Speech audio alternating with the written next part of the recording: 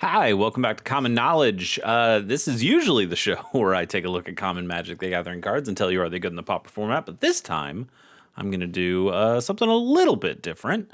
I liked some of the other recent like one-off videos I've been doing, and I thought, hey, let's figure out some other things that we can do.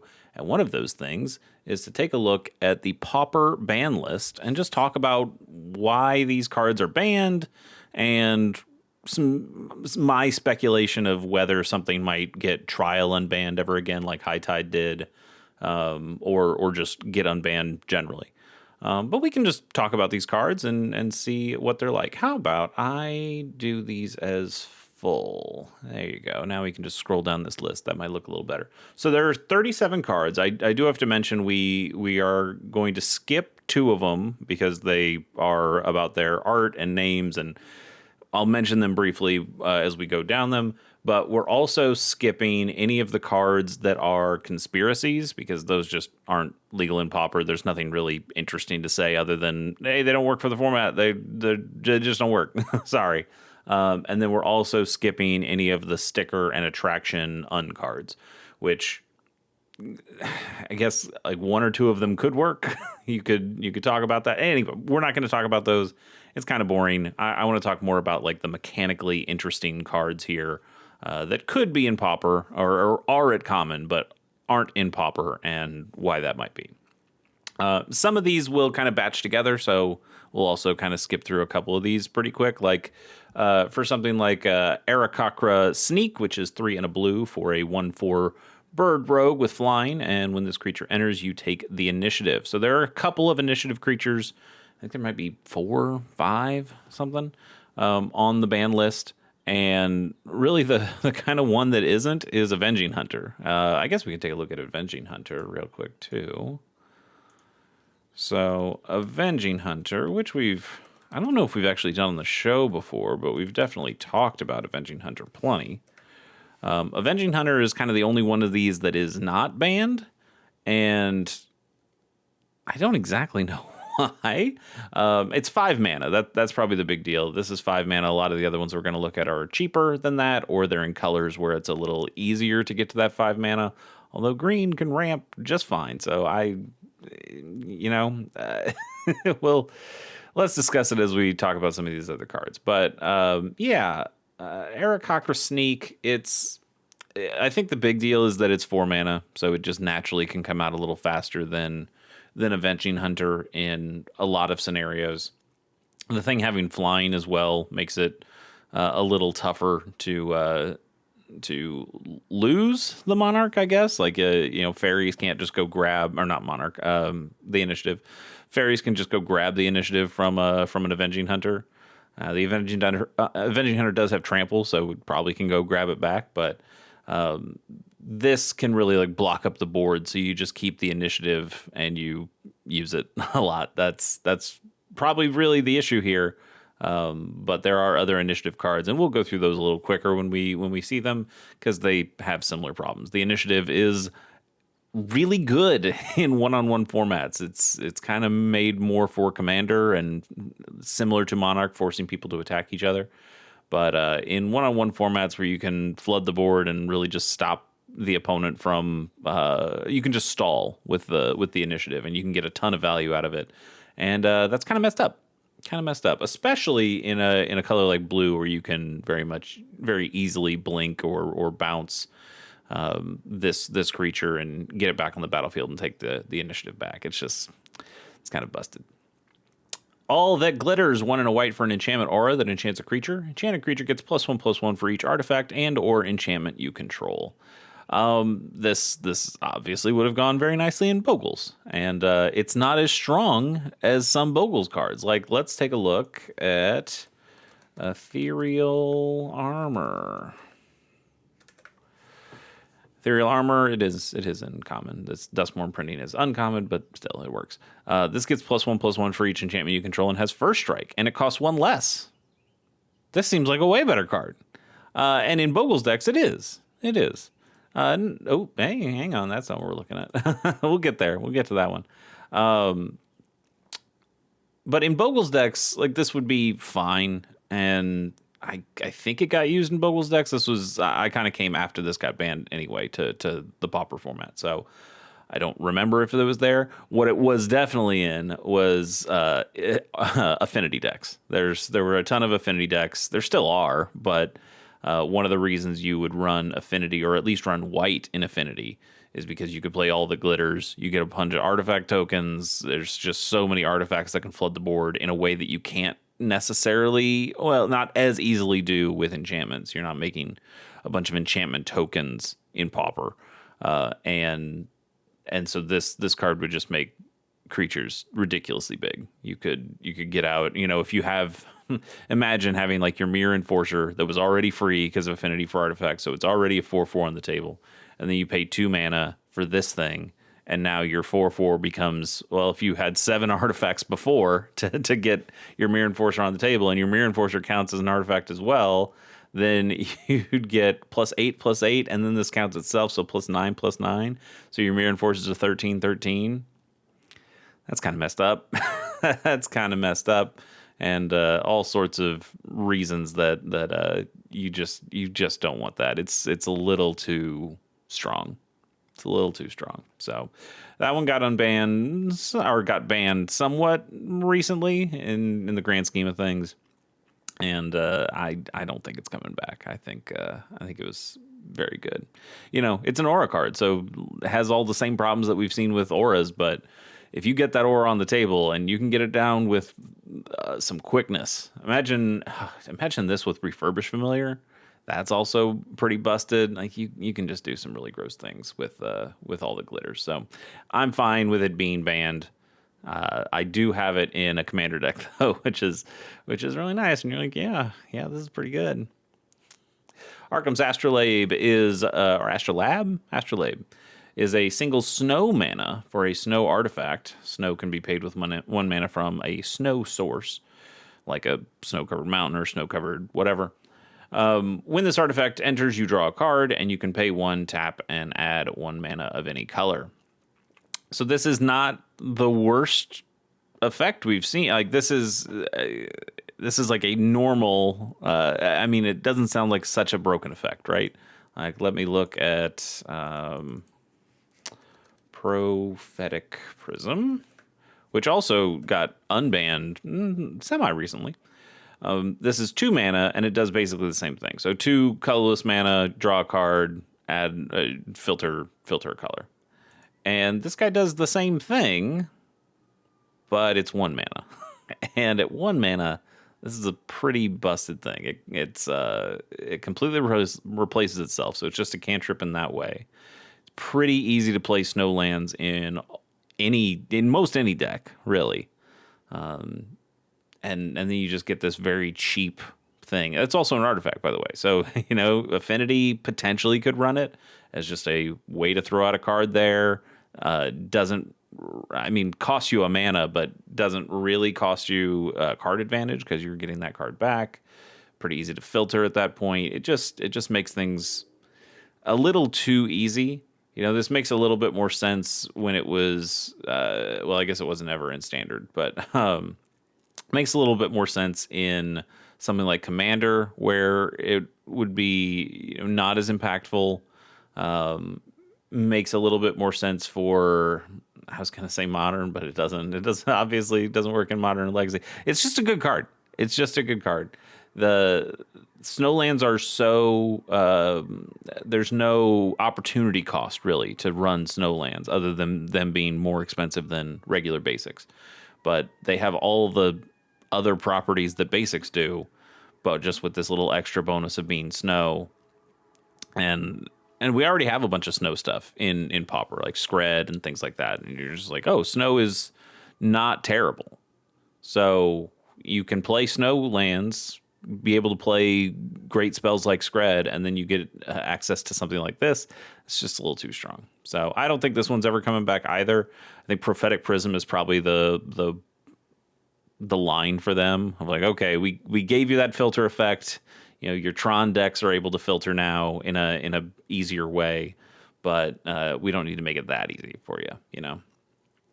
Next up is Atog. What a card! What a card! Look at this guy. He's so fun. Yeah, Atog's just too good. We were talking about all that glitters and how easy it is to get artifacts on the table. And when Atog was printed, in these early printings, and even when we're talking about Mirrodin, we didn't have such a proliferation of artifact tokens that we do now. It wasn't so easy to make artifact tokens. And in today's age, it just is. And so a card like Atog that comes down for 2 mana can already block a little bit as a 1/2, and then being able to just instant speed sacrifice artifacts is nuts. This is obviously really good with something like Eager Wellspring that just says, when it comes down on the table, you draw a card, but when it goes into the graveyard, you also draw a card. So this is just free card draw plus plus a buff, and you would have to block this creature, because if you didn't, your opponent would just sacrifice all their artifact lands too. Remember, you could also do that. So they can just sacrifice a bunch of artifacts at any time and turn a 1/2 into, I don't know, like a 2021 or whatever, and murder you with it. And that's bad. You shouldn't be able to do that, and now you can't. So I don't think Atog's coming off either. It'd be funny if it did, though. It'd be funny. It wouldn't be good. It wouldn't be fun. It wouldn't be fun, but it would be funny. That's the important thing. Basking Broodscale, one of our newer cards on the list. Basking Broodscale is 1 and a green for a... Oh, did we say with the Atog? No, we didn't. Atog's a 1 and a red for a 1/2 Atog. You sacrifice an artifact, and this creature gets +2/+2 until end of turn. That's good. That's good. Basking Broodscale, also good. 1 and a green for a 2/2 Eldrazi Lizard with Devoid, so it doesn't have a color. And you can pay 1 and a green to adapt it. If this creature has no +1/+1 counters on it, you put a +1/+1 counter on it. And whenever 1 or more +1/+1 counters are put on this creature, you may create a 0/1 colorless Eldrazi spawn creature token with sacrifice this token and add a colorless. So you get a Grizzly Bear that can turn itself into a 3/3 with a little bit more mana. Four mana for a 3/3 is not the worst thing, I guess, especially like it makes it something that you can draw later in the game, and it's not totally terrible. But also it'd be a 3/3 at that point, and then you also get this token, so it makes a body. Now you can't adapt if it continues to have a counter on it, so you'd either have to find a way to take that counter off and re-adapt to get another Eldrazi spawn, or blink this, bounce this, and replay it again to make it lose the counter and then be able to adapt again. But even the adapt is not the problem here. I think if this card was just able to adapt, we'd be fine. The problem is there's a lot of ways to get +1/+1 counters on this dude in Pauper, and this also isn't limited to once per turn. So if you find a way to just keep putting 1 counter on it at a time, you will keep making those Eldrazi spawns, and it's too easy to combo out of. In Commander, there's the obvious combo of this and Cathar's Crusade. So whenever another creature enters, Cathar's Crusade says whenever another creature enters, that you put a +1/+1 counter on all of your other creatures. So it just goes infinite, because every time you make a counter, every time you put a counter on this guy, you make another guy, and when that guy comes into play, you put another counter on it, which makes another guy, and the loop continues and continues. Cathar's Crusade, very much not legal in Pauper, nor will it ever be. But it's still too easy to take advantage of this and just make a ton of dudes and make a bunch of mana and use that in really broken ways. We see a lot of Eldrazi spawn tokens, a lot of Modern Horizons 3 Eldrazi spawn token guys, and those are also very good. Don't get me wrong. Writhing Chrysalis is very highly played. Malevolent Rumble is very highly played. Eldrazi Repurposer. Like we see a lot of stuff that uses Eldrazi spawns. This one just a little too good. Just a little bit too good. Bonder's Ornament is 3 mana for an artifact. You can tap to add 1 mana of any color, or you can pay 4 mana and tap it, and each player who controls a permanent named Bonder's Ornament draws a card. That doesn't seem too bad, right? It's a 3 mana rock. Big deal. Big deal. 3 mana rock that that doesn't filter, that mana fixes. We see that all the time. There's a ton of 3 mana rocks that will make a mana of any color. Big deal. So is this ability that good? 4 mana and tapping at each player who controls a permanent named Bonder's Ornament draws a card. So you can draw 1 card a turn, and you spend a lot of mana doing it. That doesn't sound that bad either. Well, it is bad, and it's bad because of Tron decks. That's really the problem.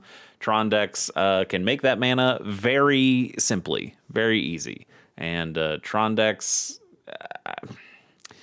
don't exactly struggle with card advantage. There are certainly ways that you can make a lot of card advantage in Tron decks, but at this point you just get the cards too easily in Tron. And that's not good. Like, this is made to be like a commander card that hey, I get a draw here, and maybe it's funny if you make a token of this, or if my opponent makes a token of this artifact or a copy of it, and now they get to draw a card too, or you make copies of it and give it to your opponents, and now when they use it, you get to draw it too. That's interesting or funny or kind of neat. But in Pauper, again, those one-on-one formats, this is just a little too good for the deck that would use it, and it would use it quite well. And I mean, you put this up next to Candy Trail. I don't know. Candy Trail's really good too. It's a single mana. I guess it's only a single card draw, right? Because it acts as a clue, but it's got the scry on it too. I think Candy Trail's a really good card. But yeah, Bonder's Ornament, probably just a little too good because of Tron, making that mana very easily and then drawing those cards when that deck doesn't really need that help.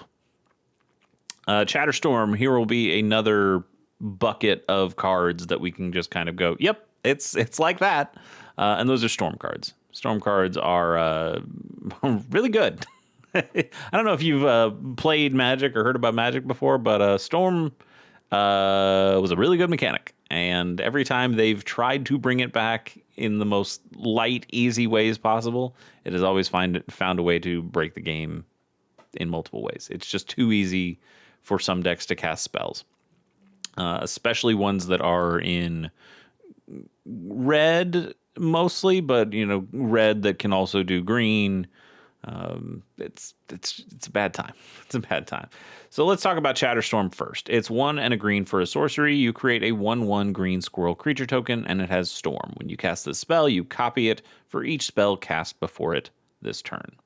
That counts yours and your opponent's, by the way. So if you have a blue player that's trying to counter stuff, or you have a red player who's shocking things, or any player who's storming off themselves, now you can do this. Although this is sorcery speed, so that is a way to temper this down a little bit. You're probably really only playing this on your turn, unless you have some quicken style effect, which is not legal in Pauper. I don't know why I said that. So you're really only playing this on your turn, but you're playing this at a time where you can pretty easily make 4, 5, 6, 10 squirrels from just this one spell, and that's too good. It's too good with any sort of anthem kind of effect. Now your creatures get really, really big that way, and just multiplies the damage. Anything like an impact tremor style effect that's dealing damage when creatures enter play. This is putting potentially a ton of creatures into play. There's enough free-ish spells in the format that you can, like the Phyrexian mana spells that cost you life instead of mana. You can play enough cards to get a bunch of spells and get your storm count up, and then you play this and you just make a ton of creatures, and it's kind of deck warping in a way. It's not necessarily the most fun thing to play against. There's not a heck of a lot of counterplay to it, because when you do cast this, it's when you cast this spell, so the storm triggers already, and so even if a blue player counters this one, they're not counting the other 7 copies that show up. So that's a bit of a problem. It's just really good. It's just really good. I don't know what to tell you. Storm cards almost universally are not going to show up here. One that does still work in Pauper is Weather the Storm, and it's because all it does is gain life, which is still good. This card can still be a house, and can really save your ass if your opponent is doing some busted stuff. I think about like if your opponent is playing like Ruby Storm or something where they're just casting spell after spell after spell after spell. Those decks don't really play Storm cards. You could play this card and maybe gain enough life to outlive the Ruby Storm. But yeah, it's cards are good. Well, you'll see even better ones when we get into red, but Chatterstorm is also just kind of too good. Cloud of Fairies, this also goes in like a mini category here, which is when you play these cards, you untap a number of lands, which a number of lands equal to their casting cost. So you kind of it's more free spells. It's not exactly storm count exactly, although it could be. This basically is like a Manamorphose when you think about it. You spend 2 mana, you get 2 mana back. But in some ways, this can give you more than 2 mana back. Let's first talk about the card. Cloud of Fairies is 1 and a blue for a 1/1 fairy with flying, and when this creature enters, you untap up to 2 lands. And you can also cycle this for 2. This card is nuts. This card is so good. Can you imagine the Fairies decks having access to something like this? They might not even necessarily want it or need it, but still, I don't want them to have it. As somebody with a Fairies deck, I don't want me to have this. That seems messed up, really. So the problem here, we talked about free spells, and this can be a free spell.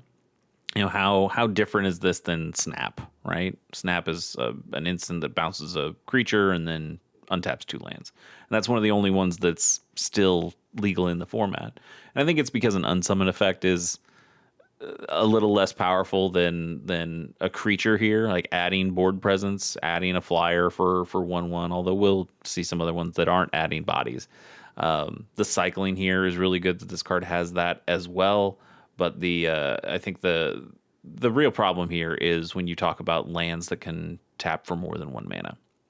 When you talk about Tron lands, when you talk about bounce lands that can tap for 2 colors of mana, the Ravnica bounce lands, I guess, but other bounce lands, I suppose, can tap for just multiple mana. Any land that you're putting wild growth or fertile growth, fertile fertile ground. There you go. So there's just enough cards that will add additional mana, and then when you untap those lands, we already see like Arbor Elf do that with Wild Growth and Fertile Ground, that you're just making massive amounts of mana from single lands. We don't need more of that, and so we banned Cloud of Fairies, and I don't think we'll see this get unbanned either. This seems just too good, especially this one being that it's a fairy and probably could nestle into those Fairies decks and make a spot there. Also, one of the reasons you ban this card is because we had to ban this card too, and that's Cloudpost. It's originally from Mirrodin. I remember liking this card a lot when Mirrodin was out. But Cloudpost is a land. It's a locus, and it enters tapped. And then you can tap it and add a colorless for each locus on the battlefield. Ooh, that's you and your opponent if your opponent is also playing a 4 of this. There are a couple of other locuses in Magic, but not in Pauper. Yes. Oh no, Glimmerpost. Glimmerpost is also so okay. So that would be, and this one is legal in Pauper, which doesn't really matter because you're gaining what, a handful of life off it. That's not a big deal. But the idea that you could have 8, one of your Cloudposts could tap for 8 is nuts, and that's not counting if your opponent's using it, which maybe they are if this is unbanned. So you're getting just ridiculous value off of single lands. Not that Tron decks exactly would want this, because Tron is making mana in its own way, and it's I guess maybe Tron would want it just as another option of making more colorless mana. So you could probably just do a completely colorless Tron build at that point and just make crazy amounts of mana. But any deck could play 4 copies of this and get lots of colorless mana. And if you have ways of filtering that mana, whether through its prophetic prisms or the astrolabe, as we saw earlier, or just any of those other things, you could probably make some pretty broken stuff with that. So we don't. We don't let you do that. It's quite good. But man, I still love this art. I think Cloudpost is a pretty cool card, but a little too cool for Pauper. Speaking of cool cards from Mirrodin block, let's talk about Cranial Plating, which is 2 mana for an artifact equipment. Equipped creature gets +1/+0 for each artifact you control, and you can pay black and attach this equipment to target creature you control. That's at instant speed, or you can just equip it at sorcery speed for a single mana of any color. You kind of got to know. You kind of got to. I mean, we talked about all the glitters already. The artifact decks are pretty easy to put a bunch of artifacts, spit out a bunch of artifacts onto the table, and then you just make a guy who's incredibly large and evasive and swings in, and they're dead. The other thing about Cranial Plating that's really messed up is that the instant speed attach ability, because similar to Atog. But even worse, honestly, than Atog is you swing in with a bunch of little creatures, maybe a bunch of little artifact guys, and your opponent can only block so many of them. And whichever one doesn't get blocked, well, you just pay black, and you attach this artifact to that guy, or this equipment to that guy at instant speed, and then you get the giant buff on the unblocked guy, and you do a bunch of damage. It's truly messed up. A very cool card, a very cool commander card when you want to play that. One I definitely had a lot of fun with in middle school, high school, when I was playing with the Mirrodin set when it first came out, or 5th Dawn, I guess in this case, but the Mirrodin block. But yeah, it's too good for Pauper. In fact, cranial plating was so good in Pauper even when we made a fixed cranial plating, it wasn't fixed enough because it's still too good. Cranial Ram is Rakdos mana, black and red, for an artifact equipment with Living Weapon. When this equipment enters, you create a 0/0 black Phyrexian Germ creature token, then attach this to it. Equipped creature gets +X+1, where X is the number of artifacts you control. Very similar to a Cranial Plating, but it has to give that +1 toughness because you're attaching it to this 0/0 Germ. And it equips for 2 mana. Wow. Okay. So they've learned their lesson, right? This equips for 2 mana, not just 1. Doesn't have an instant attach outside of when you first cast it with the Living Weapon. Nope. Still too good. just too good. Too good to make a creature this big, this quickly. Imagine you're playing some kind of Rakdos Affinity deck, and you spit out a bunch of artifact tokens. You play this. Your creature is ginormous. 21, right? And now your opponent's like, oh, I got to remove that. And so they go to remove it. Well, then you just play Fling.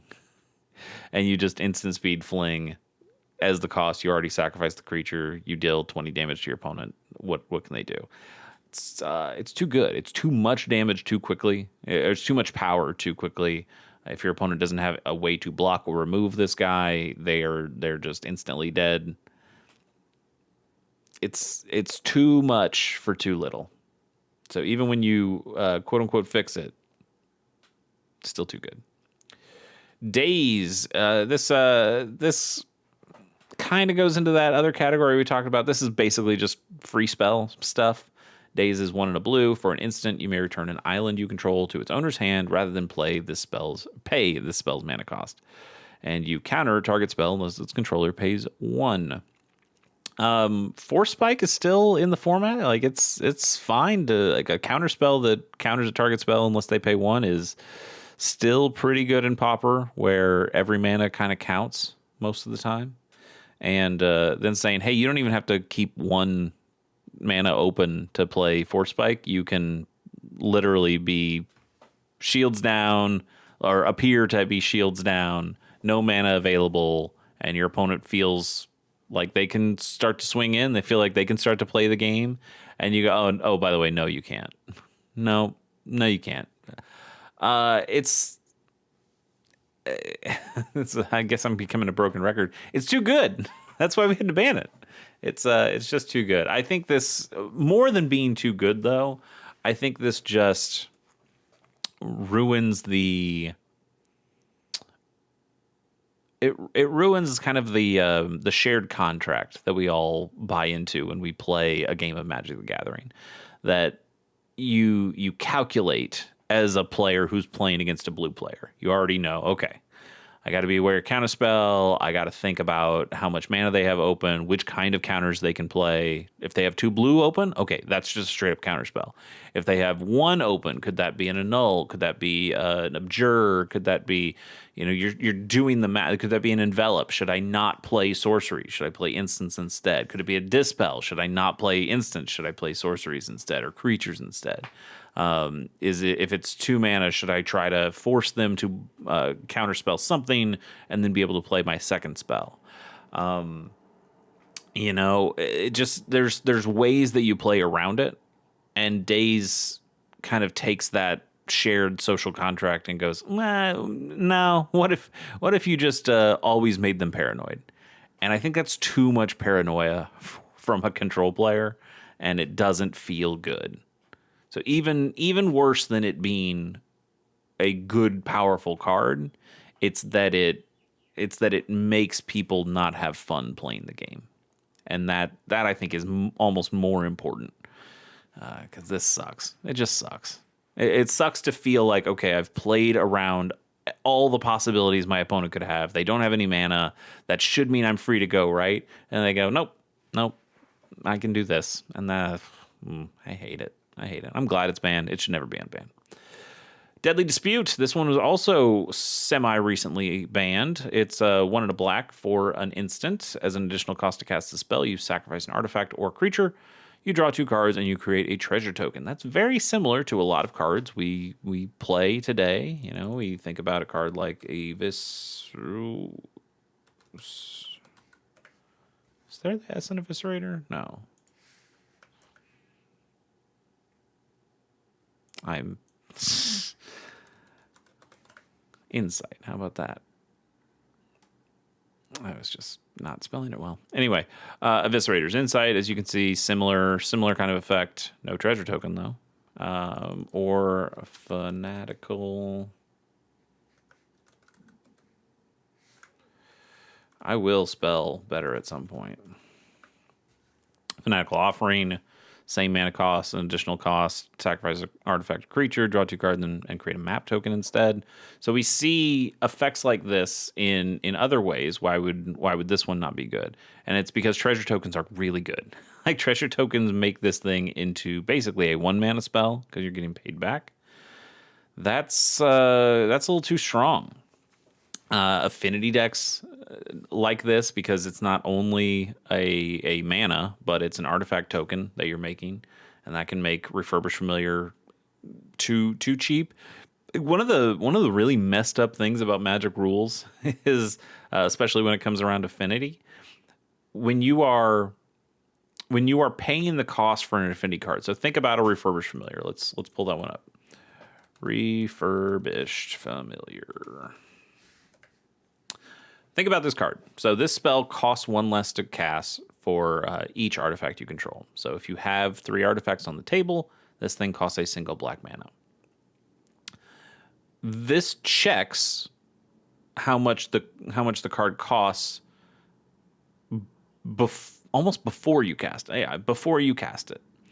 So what happens is, if you have a treasure token, you can use the treasure as an artifact that is already reducing Refurbished Familiar's mana cost. And then to pay that mana cost, you can sacrifice the treasure and get the mana out of it. And that doesn't make the cost go up now, because you're paying the cost now. And so just the way because of the rules and the layers of it, it's so messed up. It reduces it by 2, because it reduces it by 1 for the artifact, and then reduces it by 2 because it's paying the mana for it. And that's really good, really good, really messed up that you can do something like that with Affinity. But Here, let's talk about other more basic problems. We talked about Eager Wellspring before. This really does become Ancestral Recall at some point. You're kind of just paying 1 mana. You are drawing 2 cards off of this. You're drawing a third off of Eager Wellspring. So you paid 1 mana and you drew 3 cards. That's Ancestral Recall. Sure, you need 2 cards here to do it instead of just 1, but it's so good. It's so good. It was warping. It was making a bunch of other cards they wanted to make in this kind of space. You know, the Fanatical Offering and the Viscerator's Insight, trying to find ways of how can we get other different value off of this. Let's try map tokens. Let's try having flashback on that card. Let's try some things. And people said, no, we're good. We have Deadly Dispute. It's just the best one. It will never be beaten unless you make a free version of it. And so I think this gets banned not only because it's strong and everybody's playing it and it works really well and it makes decks kind of broken, but it's also denying Wizards from making other cards in this kind of slot and finding extra value out of it. And I don't think they like that.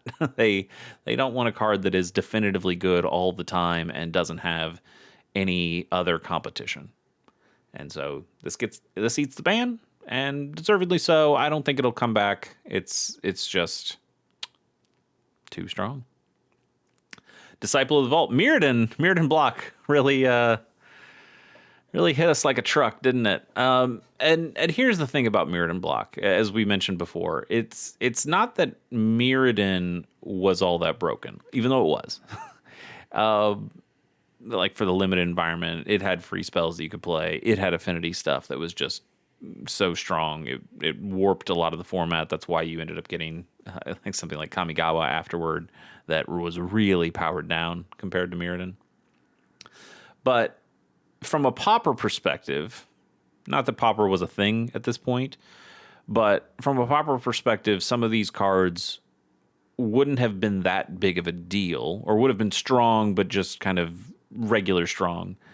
It's when we now get flooded with tokens. It's when you have a Deadly Dispute out that's just randomly making you a treasure token. Treasure token counting as both mana and an artifact in some way is just ridiculous for a lot of those kinds of decks. And it just powers them up beyond belief. So let's talk about Disciple of the Vault, and I'll tell you why this one's also banned. Single black mana for a 1/1 human cleric, and whenever an artifact is put into the graveyard from the battlefield, yours or your opponent's, by the way, you may have target opponent lose 1 life. Yep. So those treasure tokens now that you got that are really easy to sacrifice at instant speed, that's also instant speed life loss for the opponent. If your opponent makes treasure tokens, now they can't sacrifice them because they will lose life. Map tokens, clue tokens, forget tokens, just all the cheap artifacts that you can play, 0 mana artifacts that you can play, ornithopters that you can put into play, and then have sacrifice, instant speed sacrifice effects, or Deadly Disputes on those artifacts. You are putting out artifacts and sacrificing them at such a rate and at such a speed. Now, you can do a lot of this at instant speed. You're just kind of comboing in a way that your opponent can't keep up with. It's too fast. This is a 1 mana card. It gets on the table, then you can play 4 ornithopters, then you can Deadly Dispute on turn 2, and you can just start Deadly Dispute into Deadly Dispute, and you're just making ridiculous amounts of mana and damage. It's too fast. It's too fast. And because of that, a really cool creature. I think Disciple of the Vault's actually a really cool creature generally. Fun to play with in Commander if you want to try it there. But it's messed up. It's messed up in a format like Pauper. So it eats the ban as well. Empty the Warrens is a Storm card. We talked about Storm cards. This is a little bit similar to the Squirrel one, where you're putting down too many guys, and now you're in red, which is even worse because red is much more the Storm color than any other color, and you start putting down too many creatures for anybody to deal with. Storm's really good, even at sorcery speed. Storm is really good. Fall from favor is 2 and a blue. Sorry, we didn't even read Empty the Warrens. Let's do that. 3 and a red for a sorcery. Create 2 1/1 red goblin creature tokens, and it has Storm. Fall from favor is 2 and a blue for an enchantment aura that enchants a creature. When this aura enters, you tap enchanted creature and you become the monarch. Enchanted creature doesn't untap during its controller's untap step unless that player is the monarch. Monarch, not as bad as initiative. We see a lot of monarch cards that are still legal in Pauper. And monarch, not too bad. The monarch card says at the beginning of your end step.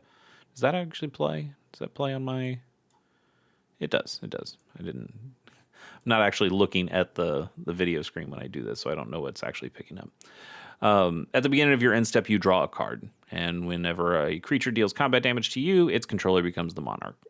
Again, mostly like a multiplayer format thing. You want to see players attack each other, get an incentive off it. Okay, I should attack you because then I get to draw a card, and it forces people to attack and not just turtle up the whole time. Great. Monarch's great for that. When you play it in 1v1 format, similar to initiative, and you're able to stall the board in a way that you are just getting that extra value turn after turn after turn, it gets a little too good. Now, when you play cards that cost 4 and 5 mana and make you the monarch, it's a little bit more understandable that, hey, you're trying to like end games at that point. You're trying to get that later game value, help you close something out.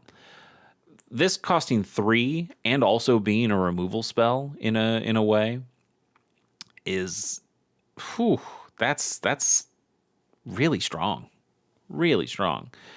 Perhaps they only have one real useful creature, one flyer or something like that, and now you've tapped it down entirely and become the monarch. So this is also just saying 3 mana, draw a card, because if this gets on the table, you become the monarch. At the end of your turn, you will draw that card. So imagine this just says draw a card when you play this. So a removal spell that also draws you a card and could potentially continue drawing you cards for the rest of the game. Oof. So they keep that on some cards, especially like creatures.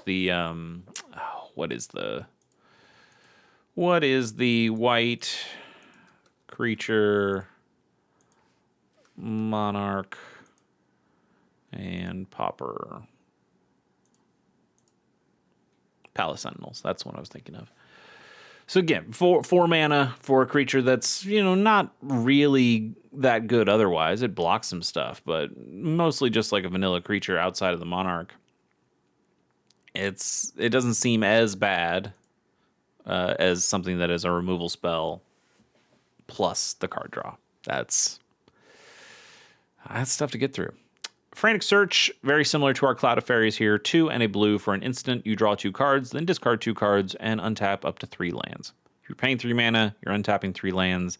Kind of a free spell. If you're doing storm stuff, that's messed up. Just imagine like the mono blue terror decks with this card. They didn't lose any mana. They put this card and 2 other cards into their graveyard. So they've, and if they're all instants and sorceries, now they've made their Tolarian Terrors and their Cryptic Serpents even cheaper, but at no mana cost. Whew. Oh boy. And then you add in the fact that you can have bounce lands and other lands that tap for more than one color, and now you're ramping when you do that as well. This is card selection, it's graveyard synergies, and it's ramp all in one card. This card is messed up. I think it is one of the most broken cards in Pauper for the metagame that we're in right now. And I think you'd have to really change that metagame hard to even consider banning Frantic Search. I think you'd have to start thinking about banning Tolarian Terror and Cryptic Serpent and the what is that card? It's like a sorcery that makes a serpent with a number of +1/+1 counters equal to the number of instants and sorceries in your graveyard. Like, you'd have to probably ban all of those cards, and you'd probably also have to ban some delve cards like Gurmag Angler and some other things, because this just fills up the graveyard too much. And I bet we would still find a bunch of other broken cards we can do crazy things with, that would pair with Frantic Search. So do you just ban Frantic Search and not have to worry about any of that, or do you ban a ton of other cards that are format staples, or things people care about, or are things that don't feel as broken and are just kind of normal good cards? I think the math is pretty clear. You just ban Frantic Search and you don't worry about it again. And you see it's also banned in Legacy. It's also banned in Historic. Like, this is a card that has had problems in other places. It's going to have problems in Pauper. So we just ban it. We don't worry about it. Galvanic Relay is 2 and a red for a sorcery. Exile the top card of your library. During your next turn, you may play that card and Storm. Ruby Storm decks definitely don't need this. That would be entirely too messed up. Ruby Storm, I already think, is a ridiculous combo deck that should probably be tamped down just a little bit. I don't particularly like combo decks, but I also don't like combo decks that win on like turn 2, or can win on turn 2. In a way that is not super interactable for a number of decks. I don't like it, so I definitely don't want to give them even more ammunition, and Galvanic Relay would 100% be that ammunition. And a lot of other decks could probably use that too in broken ways that I just don't want us to have. Oh, Gitaxian Probe. For a single Phyrexian blue mana, you get a sorcery that says, well, the Phyrexian mana symbol means you can pay a single blue mana, or you can pay 2 life instead of paying any mana for it. And Gitaxian Probe says, look at target player's hand and you draw a card. Not the strongest effect in some ways, right? Looking at an opponent's hand, like not being able to do anything to your opponent's hand, just looking at it, just want to peek, which I think is actually way underrated. Knowing what your opponent has in their hand is really good to know how to, especially in blue, when you can know what to counter from them. You know what cards in their hand, you know what's important that they'd want to get on the board. You can start to see their game plan and then know, okay, that's the card that they're trying to bait me with. I don't need to counter that one. I'm going to wait to counter the card that they really want to play. I think that's really important to have hidden information out in the open. I think that's really strong. Really strong. Even worse, this is drawing a card for, like, this is just a cantrip. It's drawing a card for a single mana, or worse, for no mana. And we think about storm spells, we think about free spells, think about mono blue terror that just goes, oh, I'll just pay 2 life, play this card, get a sorcery in my graveyard, and draw another card. It's basically free to me. You play 4 of these on turn 1. Sure, you lose 8 life. What do they care? You put a bunch of cards into you put a handful of sorceries into your graveyard. It makes your terrors power up a lot sooner. Nope, can't do that. And also note that yes, you can spend a blue mana on this, but if you're spending the 2 life, any deck can play this. Literally any deck. You don't have to play blue. You don't have to care. You just get it. You just get it. This is also, by the way, one of the reasons that I don't really like Wizards. This is a very separate argument, but I don't like Wizards' argument about hybrid mana in Commander, when they were saying, oh, hybrid means that it could be either one, so we should just be able to play that. And I think if you start to go down that road, that it's really easy to argue, well, why wouldn't you be able to use Phyrexian mana in the same way? If the card allows you to pay a cost, then why can't I pay the cost? Like the cost, it allows me to pay no mana for it, so I don't need that color. Why would I do that? We've heard Mark Rosewater go, oh, well, it's totally different. I don't think it is. And I think it leads you to a point where any Commander deck could play this, and you'd have to ban this out of Commander, because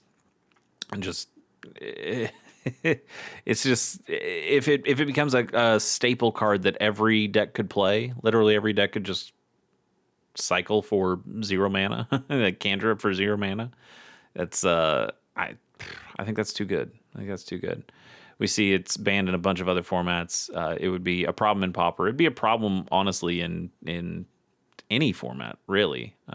Commander at this point just kind of allows it because only blue gets to play, or only blue decks get to play it. And I think that does help it a little bit. And it's just one of the 100 cards in your deck. But I think I think it's really good. I think it's really good. Let's move on to Grapeshot. For 1 and a red, you get a sorcery that says Grapeshot deals 1 damage to any target with Storm.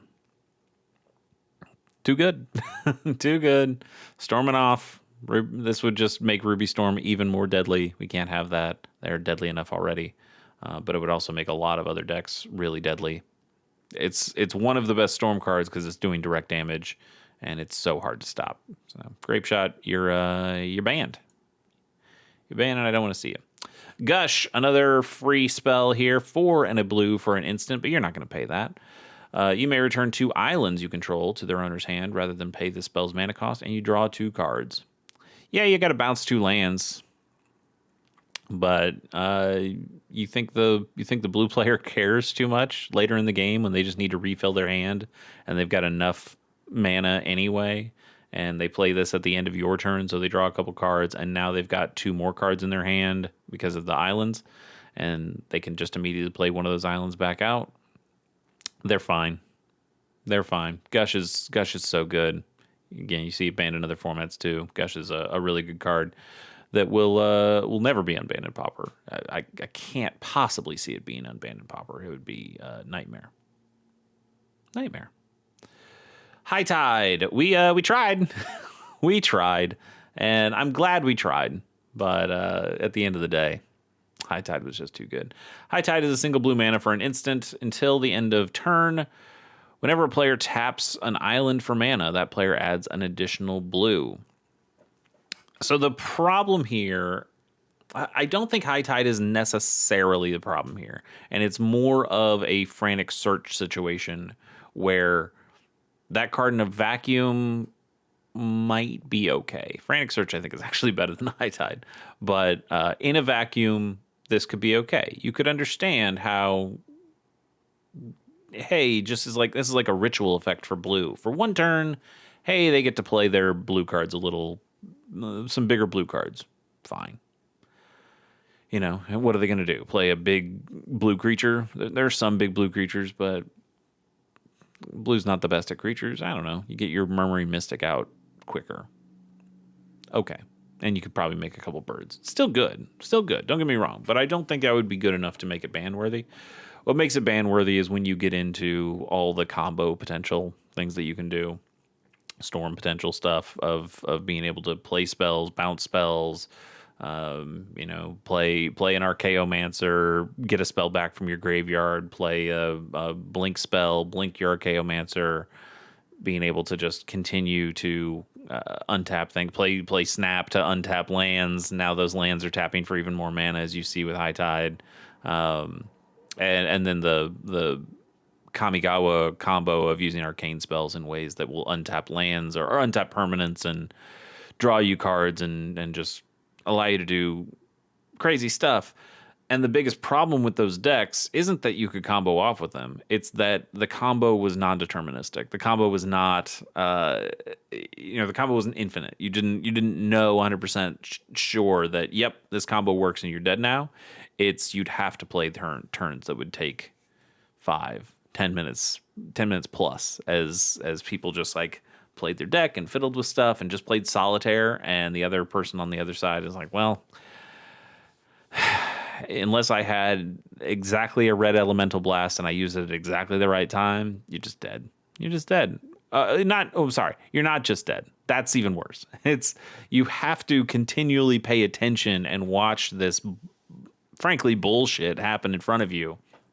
And sometimes that player would go, oh, hey, combo dropped, I guess, so your turn. You go, what are we even doing? What are we doing? You wasted so much of my time. This would be terrible for any sort of tournaments that are trying to play cards at any sort of speed. This just slows down the format. It makes it really unfun to play against. And I don't think the decks that did it are cool. It's cool to see the mechanics of those things, and I get it. I get that tinkering, but it's just not fun for the game. It really isn't. So I'm glad High Tide's banned. By the way, this is the best art for it. This is the best one, in case you care. Hymned Torok is double black for a sorcery. Target player discards 2 cards at random. This card, I believe, was like initially banned. It was when the format kind of started, or when the format started on Magic the Gathering Online. This one was just like instantly banned already. Like, you didn't even have a chance to play the format with this card. And I don't know how much it's really been reevaluated since. We have plenty of other pretty broken discard outlets in Pauper. How different is this to a Wrenchmind? Let's take a look at Wrenchmind real quick. Wrenchmind, same mana cost, black for a sorcery. Target player discards 2 cards unless they discard an artifact card. So if they don't have an artifact card, and a lot of decks don't play artifacts, many do, but a lot of decks don't play artifacts, that's a discard 2. Now, it's a discard 2 of their choice, whereas Hymn to Torok is at random. And that's probably the real killer here. Because imagine playing this on turn 2, that you were on the play, you play this on turn 2, and 2 of the random cards that the opponent has that they discarded were lands. They kept a 3-lander, and now they've reduced them down to a 1-lander. That kind of sucks. It's a little bit more manageable with Wrenchmind. Of at least I get to choose. At least I get to know I can make the best out of this bad situation. Hymn to Torok says, nope, you just gotta deal with it. And that's really good. That is really good. Yeah, Hymn to Torok is just a rude card, mostly.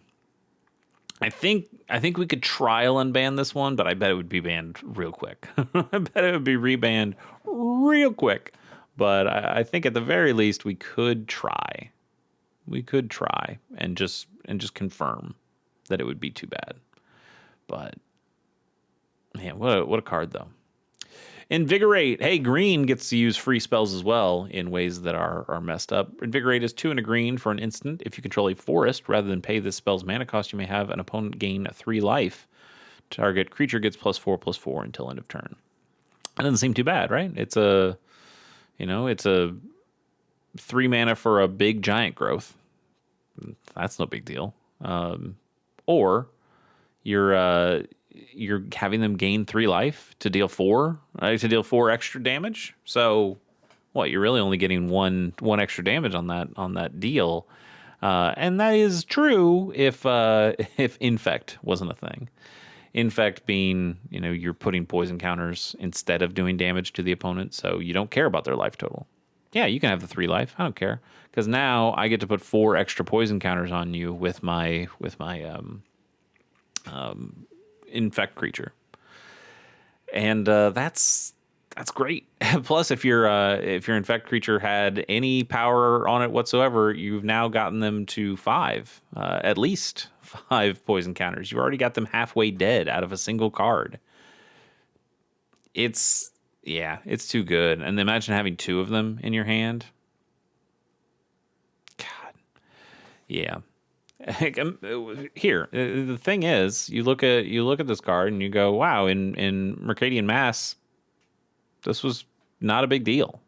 Not a big deal at all. We didn't have Infect. We weren't thinking about that. We did have, it's not Marsh Boa, but there's a snake creature, or a couple snake creatures that gave poison counters. And so you still had those things, but those creatures were not. They didn't have infect exactly. They had, hey, if you deal damage to an opponent, deal combat damage to an opponent, they get 2 of these poison counters, and if they get 10, they're dead. And all of those cards were overcosted and terrible.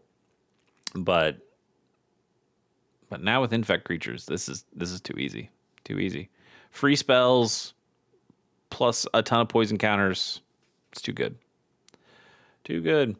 Recently banned, semi-recently banned, is Kuldotha Rebirth. Single red mana for a sorcery. As an additional cost to cast the spell, you sacrifice an artifact. You create 3 1/1 red goblin creature tokens.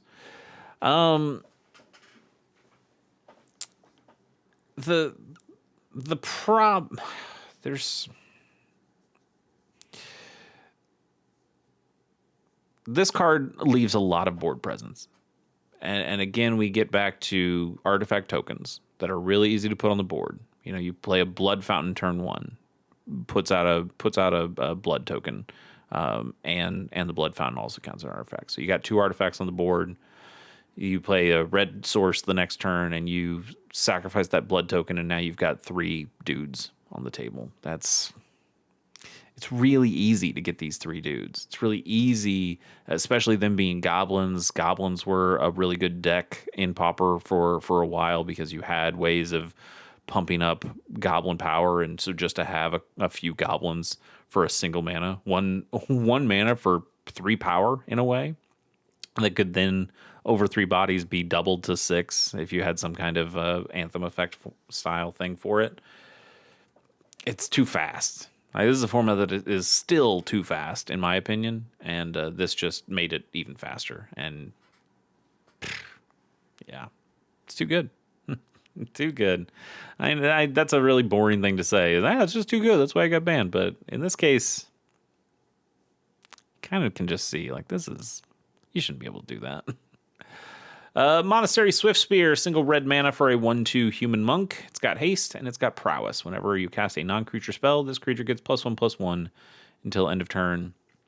This is in standard. No, it's not in standard anymore. It was in standard. It was in standard, and it was good in standard, but nobody was really talking about banning it in standard. I don't think. Like, even we had like really good cards like the Wilds of Eldraine instant that also gave you the monster roll token. That'd be a really good card to play on a Monastery Swiftspear. You're getting a bunch of bonuses off of that. I think really we were like, no, it's the instant that was the problem. It's not the Swiftspear. The Swiftspear is just a good card.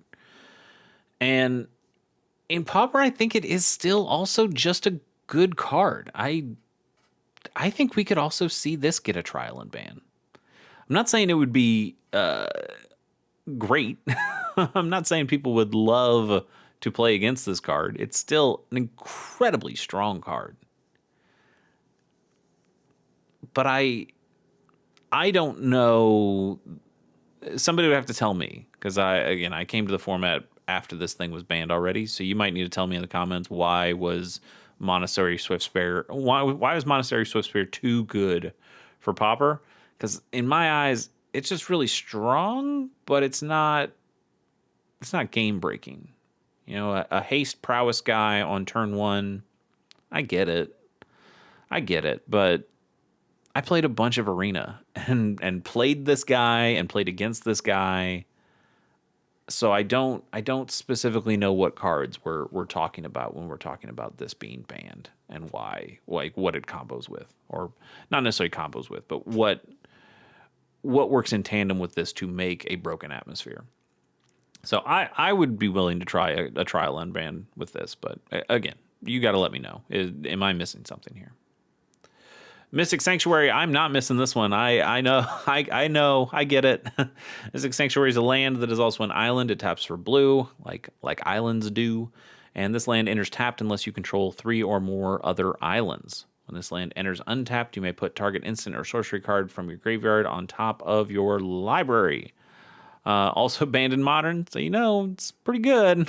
These commons that are also banned in other formats might need to be banned in Pauper too. That's not always the case, but it definitely is with this one. There's a ton of blue decks that would just go wild with this in a format with so many good blue spells, instants and sorceries.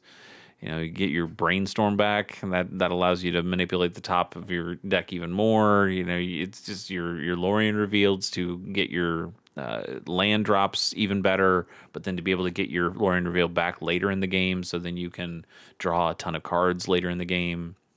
The opportunity cost, the cost of having this card in your deck is basically zero for terror decks that would use this to ruinous effect because they really just play basics. They're only playing islands. So putting 2, even 3 copies of this, maybe even 4, honestly, into their decks, these lands will most of the time come into play untapped because you'll have plenty of other basic islands that you're playing, and then this allowing you to just continue getting back that extra value is busted, and we can't have that. This card is incredibly good, incredibly good. Just can't happen. Just can't happen. Peregrine Drake is 4 and a blue for a 2/3 Drake creature. It's got flying, and when this creature enters, untap up to 5 lands. Yep. That's that's broken control stuff right there.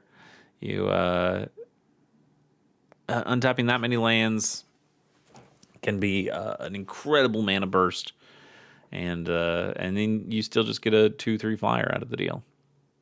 A free 2/3 flyer that also potentially ramps you. Now, I think you could make the argument, sure, blue has to get to this amount of mana first. And that is true. That is true. I think the real problem comes when you start to see it be used in Simic decks that are also using Wild Growth, that are also using Fertile Ground, and that are also using like Simic Growth Chamber as a bounce land. And then you're just getting ridiculous amounts of mana, and both blue and green can figure out ways of using that mana in some pretty gross ways. I have no problem with Peregrine Drake also being banned forever. I think if you were going to unban one of them or trial unban one of them, this would be the one that you would try. Because again, that's still having that initial mana investment is tougher than just 2 or 3 mana for some of those other effects that we saw that are similar. Yeah, this is. It's tryable, but I'd be fine never seeing it again. Here's one of our cards that we're not going to talk about. It's the Gypsies card. You can understand why. It's also not a good card. 1 and a green, tap it, and target creature gets -2/-0 until end of turn. That's who cares. But the card itself, not a great look to have the card, and so we just ban it everywhere, and you don't worry about it, and you don't miss it in Pauper. Sinkhole, double black for a sorcery that says destroy target land. That's, oh boy.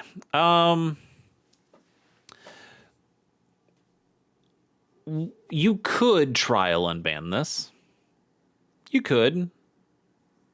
We have enough indestructible lands that we already have land destruction decks in Pauper. Those decks are mainly red and green.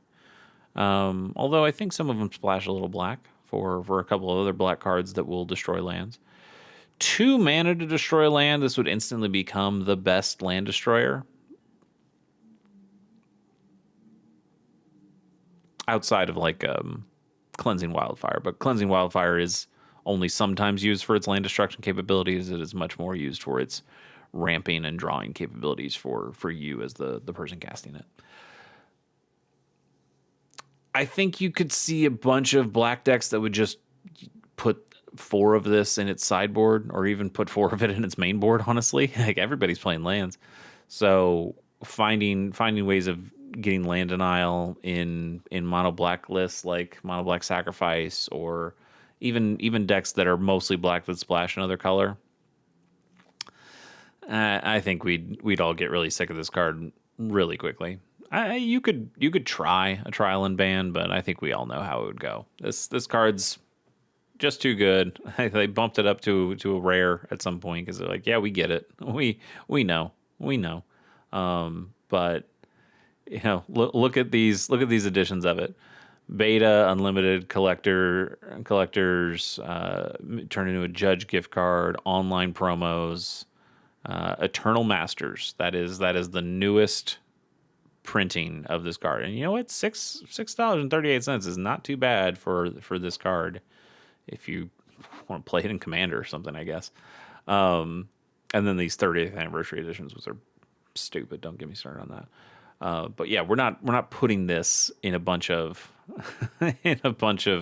new packs, and not even new reprint packs. We just realized that this is too good of effect kind of anywhere, and that includes Pauper, so we don't do it. Sojourner's Companion, 7 mana for an artifact creature, Salamander. It's a 4/4 with affinity for artifacts and artifact land cycling for 2. You can pay 2 mana, discard this card, search your library for an artifact land card, reveal it, put it in your hand, and then shuffle. Okay.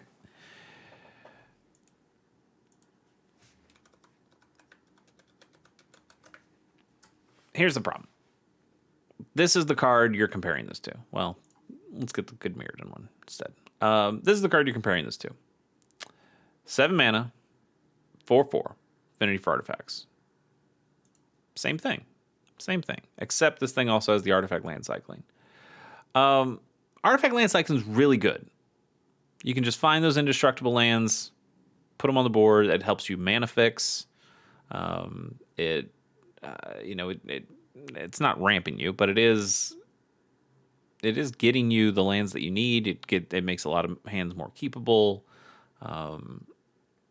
That effect itself is already pretty good, especially at this mana cost. I think that's pretty good.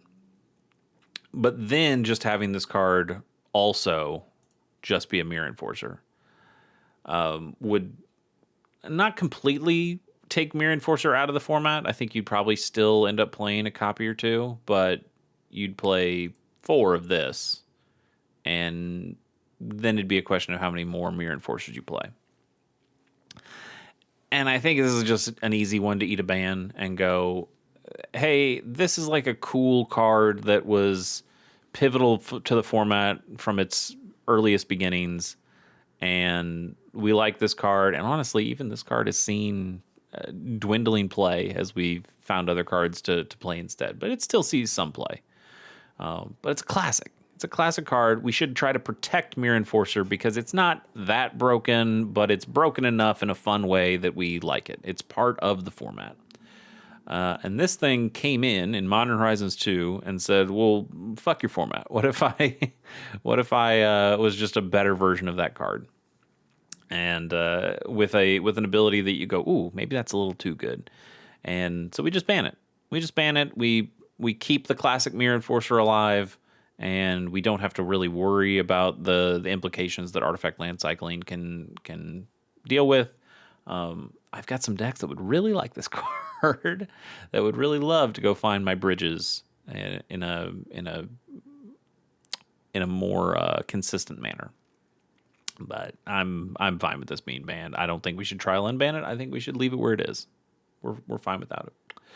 Stirring Bard is 3 and a red for a 0/4 Dragon Bard with Defender. And whenever this creature enters, you take the initiative. But it also has Mantle of Inspiration. You can tap and target creature gains Menace and Haste until end of turn. Yeah, this is mostly just mana cost is pretty cheap compared to other initiative cards. It gives you the initiative. I think this has more of a chance to be unbanned than the first card that we saw, the blue flyer 1/4 guy. As a card with Defender, it's not going to go and grab back the initiative if your opponent has a flyer and is able to steal it from you.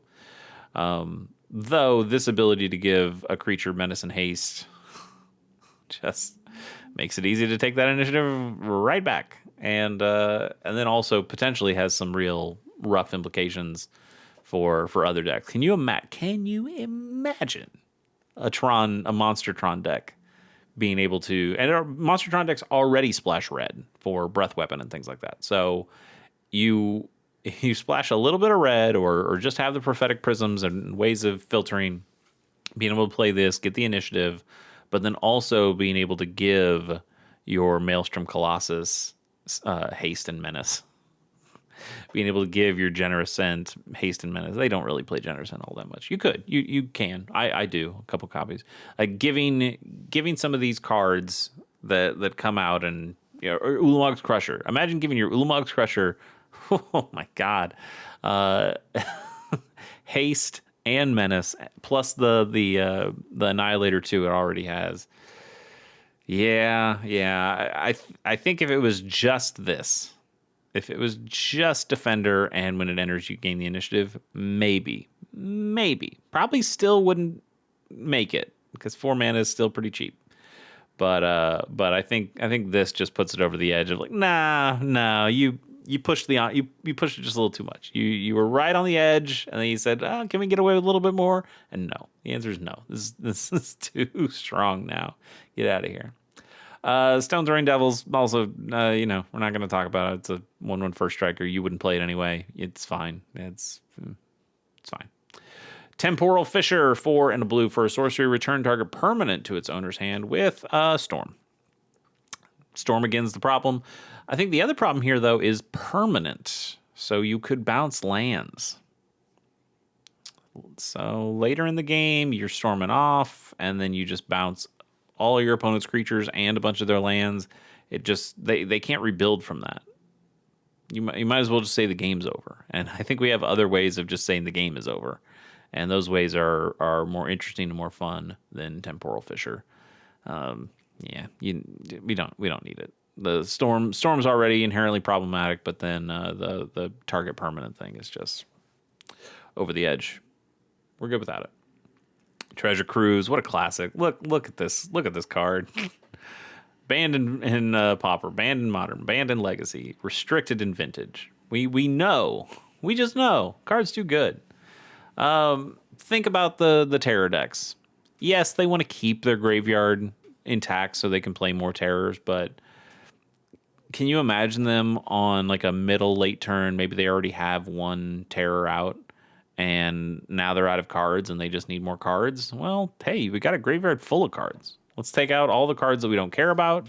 Any lands that we milled or discarded, any creatures that we milled or discarded that we don't need, any creatures that got killed on the battlefield at one point. We can delve those things away and keep as many of the instants and sorceries intact as possible. We're spending basically no mana for this thing because it has Delve. I guess I should read the card. Treasure Cruise is 7 and a blue for a sorcery. With Delve, each card you exile from your graveyard while casting the spell pays for 1, or 1 generic mana of this cost. And you draw 3 cards.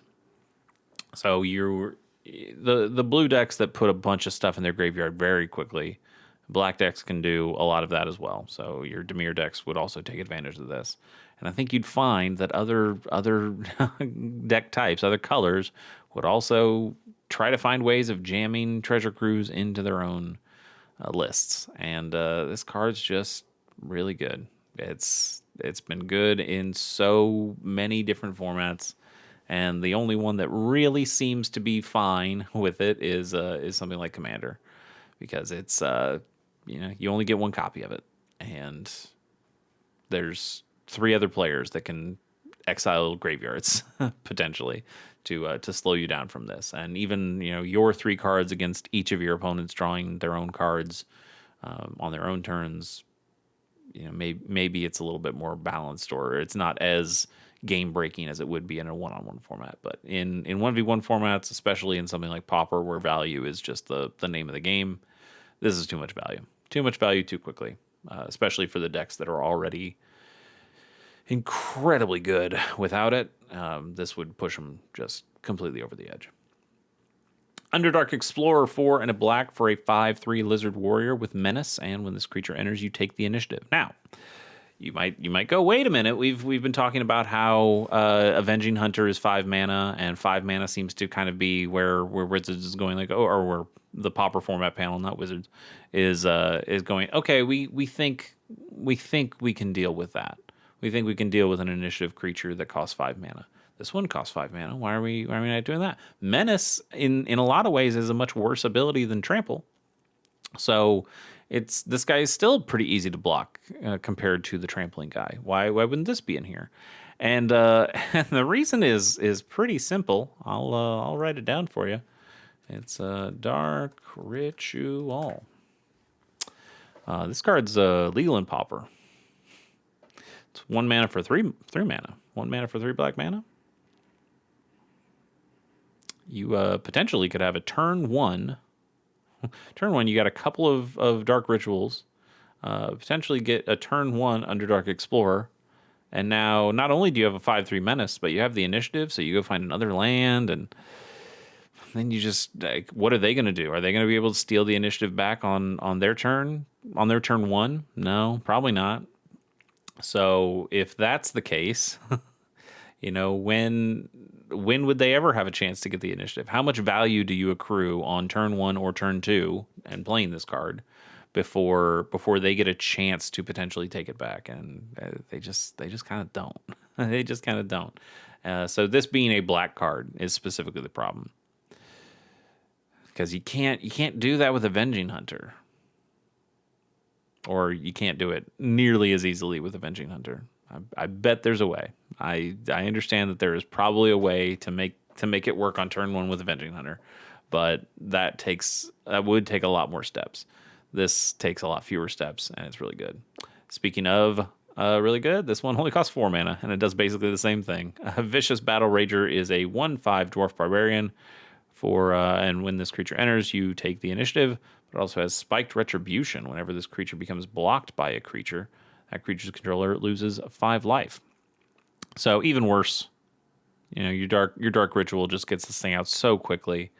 And sure, this guy doesn't have Menace, and he's only a 1/5, but now he's also a creature that your opponent never wants to block. I think the creature itself is fine if it was just this, but it's the initiative that's really the problem here. Yeah.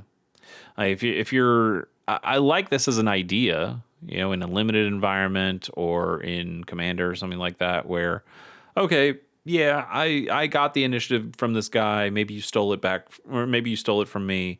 It's easy for me to steal it back because you don't really want to lose 5 life, and this 1/5 is probably just going to stick on the board anyway. Like, you're not going to kill it with one of your creatures. So just, why don't you take the 1 damage and give me back the initiative, and then maybe you'll steal it back from me again. And so it's a way of bouncing that thing back and forth and encouraging more attacking. But in Pauper, being able to get this thing out turn 1 and just hold the initiative for the early part of the game, which probably allows you to hold it for the mid and late part of the game, that's too good. It's too good, so we ban it, and I don't see it getting unbanned. I think, again, the red one, that this is the only one I think we could try to unban and see what happens. But even then, I think we are closer to banning Avenging Hunter than we are unbanning Stirring Bard. I don't think they're necessarily going to ban Avenging Hunter, but I think we are closer to that than unbanning this one. Anyway, that is it. That is the list. That is all 37, right? 37 Pauper cards that are currently banned in the format, not including the attractions and the conspiracy cards. But that's it. What do you think? Are there any cards here that you saw that you're like, I don't think that would be that bad? Are there any cards that I missed one of the reasons that it's banned? Go ahead and let me know. I'm really curious, honestly, if you have any thoughts about it. I've read a couple articles, but I'm no expert for sure. I just play Pauper, and I think about Pauper a lot, and that's where you get content like this. Thanks for joining me. Check out more of the series of me rating the Pauper cards. We are well over 100 episodes at this point. That's been a lot of fun. We've done set reviews or Pauper set reviews of a number of the new sets that are coming out. Looking forward to Strixhaven, seeing what the new Strixhaven set has for us in Pauper, especially when it comes to something like lessons and learned cards, and see if we get more out of that since we got it through Avatar. But I'll be here talking about common cards. See you then.